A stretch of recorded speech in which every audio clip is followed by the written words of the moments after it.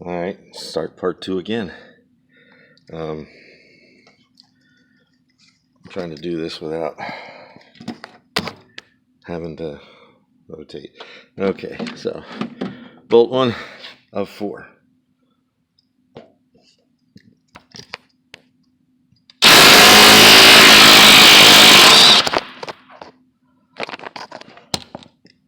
Bolt 2 of 4.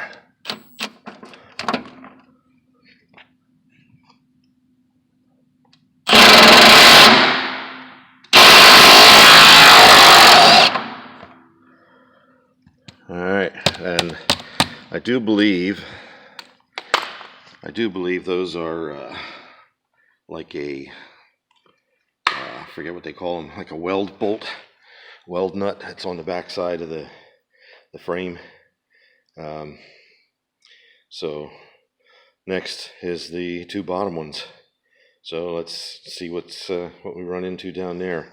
I'm sure I'm going to end up setting up a universal, but let's see if we can get at them first. It said something about a wrench, 11/16 wrench. Let's see if we can find one of those quick, just in case. So I don't know if this selfie stick makes it easier or not. The only thing that it's shown me so far is, nope. Okay, that's all metric. Yeah, oh, come on. I know I did this last week. There we go. This is my old Williams super wrench. This was a gift from my first wife for our first Christmas, wedding anniversary, whatever. Thank God my father-in-law was with her to pick out tools, or I'd ended up, well, I wouldn't have anything left anymore of those tools. So let's see what we got here. I'm thinking maybe they wanted the 11/16 if you're dropping the track bar off the bracket. I don't think I'm going to need it. So I'm going to pause this again and take a look at that, and I'll be back. Okay, let's try this again. So hopefully I'm in frame. So I just got hooked up with some extensions and an impact, 18 millimeter 6-point impact. Glad I didn't go after that with the 12-point non-impact. So anyhow, unsuccessful at loosening that up. So I got to get this box organized. It's driving me cuckoo. Oh, and the material for the box organization is Kaizen. Sounds like a Japanese monster. So anyhow, I have to go after these 2 bolts with the big boy. 650 foot-pounds of torque. Oh. Yeah, homage to Tim, the tool man. So, all right, I gotta turn you around and pause this again, and see if I can set you up. I'm probably gonna end up laying this thing on the floor looking up. So, pause. Maybe I can hold it while it's recording,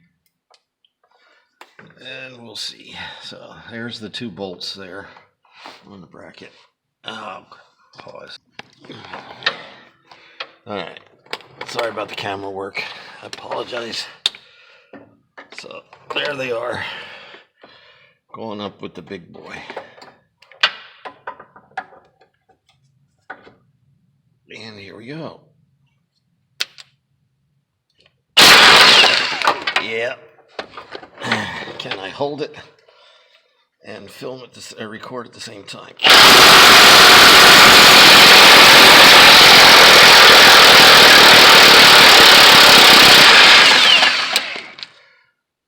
Well, it looks like there might be a nut on the other side.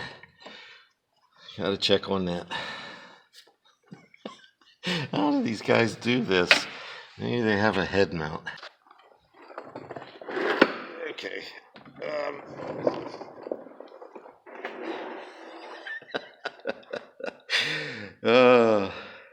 So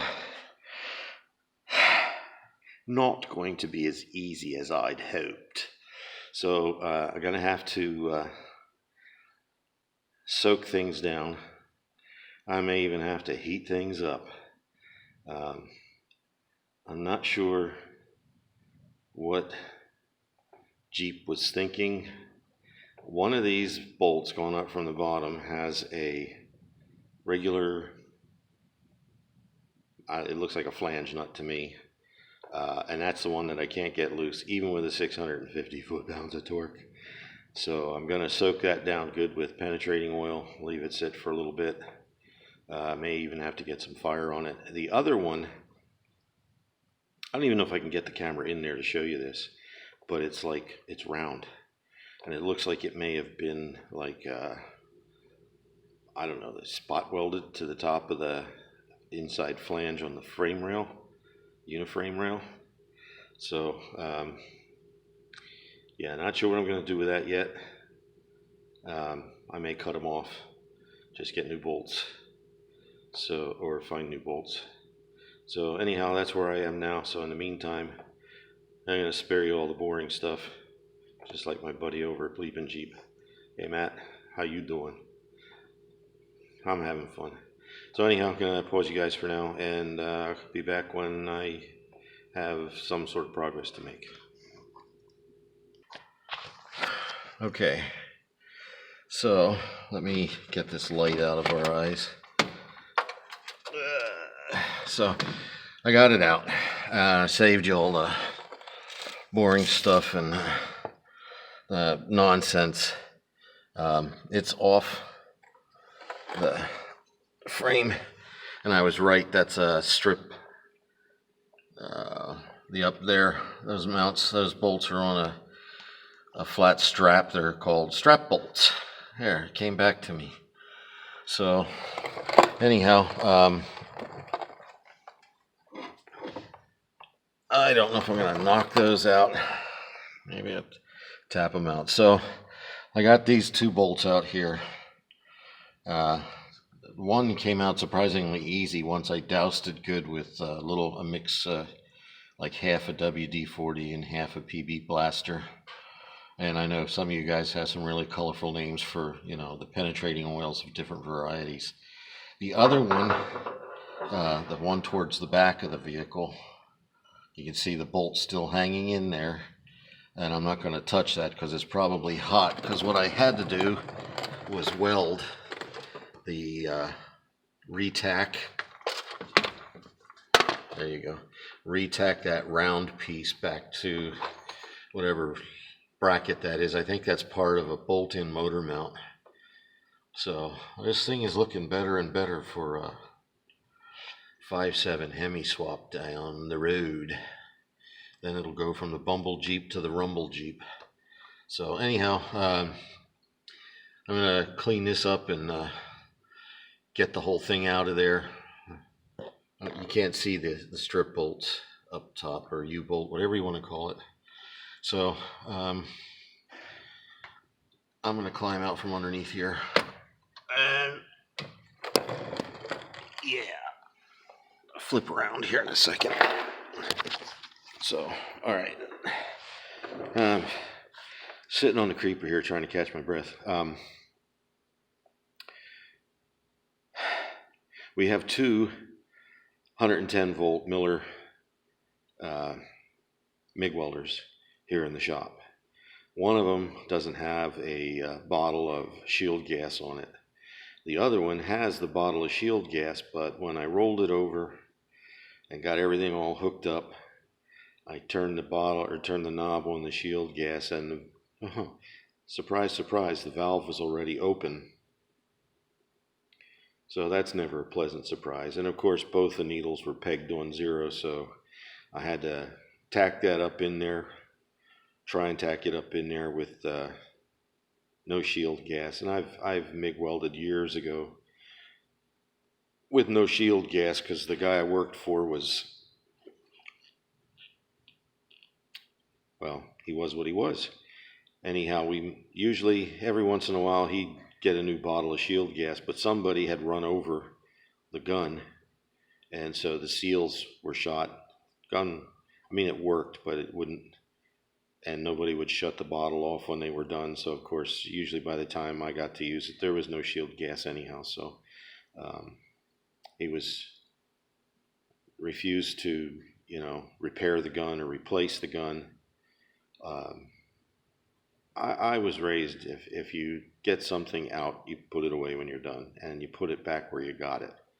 If you needed something and you went to get it and it wasn't where it was supposed to be, um, and you found it, you use it and you put it back. If you knew where it was supposed to be, obviously you put it back where it was supposed to be. If you use something and you didn't know where it was supposed to be, at least put it back where you got it. You leave a room, you turn out the lights. So that was a big challenge in the previous garage I worked at for a living.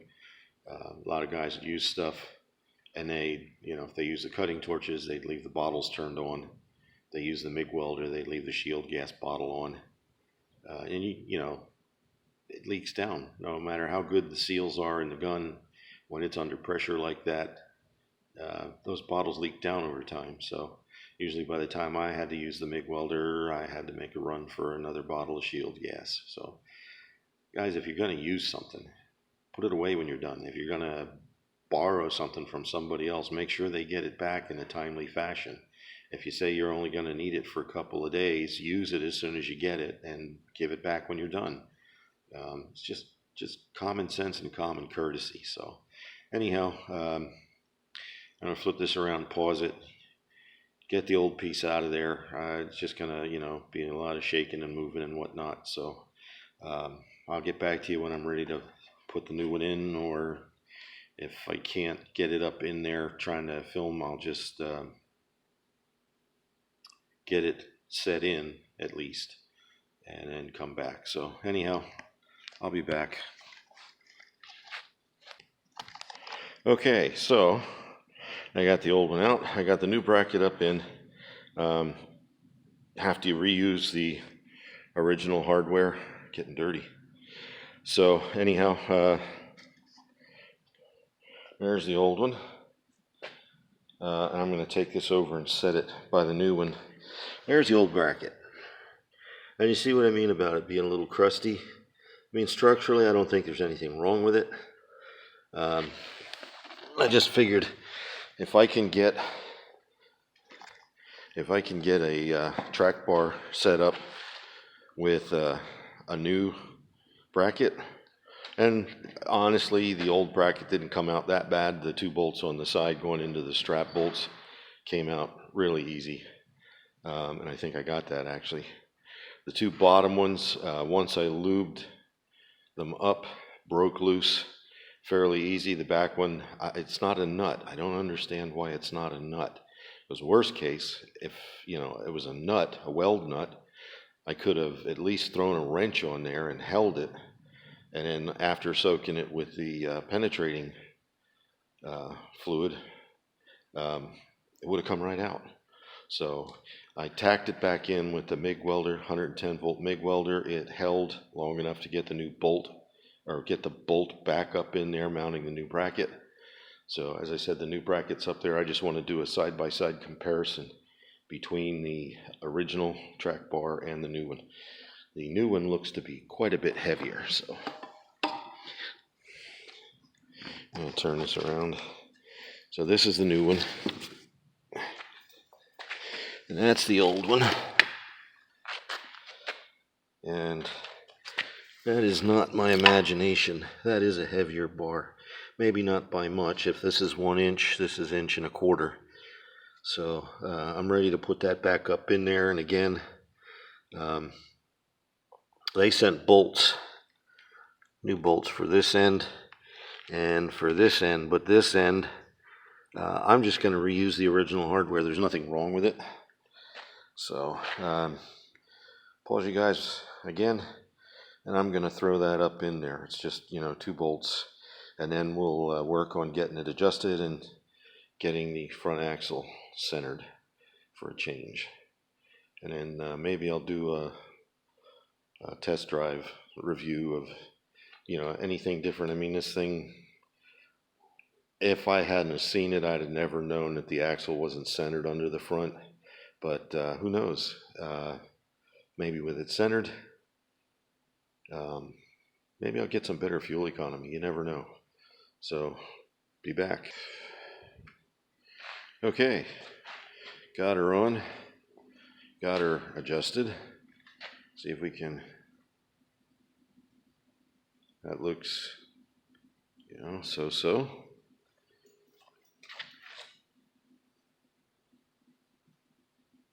I have to go a little bit more, but we'll see how that is. I tried to measure it. Don't really have anything good to measure it by.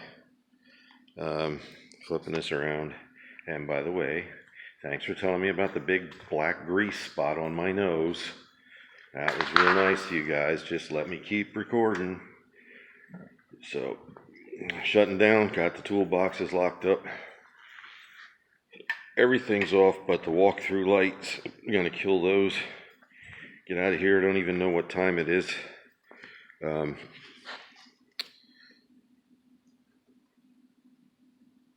Okay, it's 3:25. So,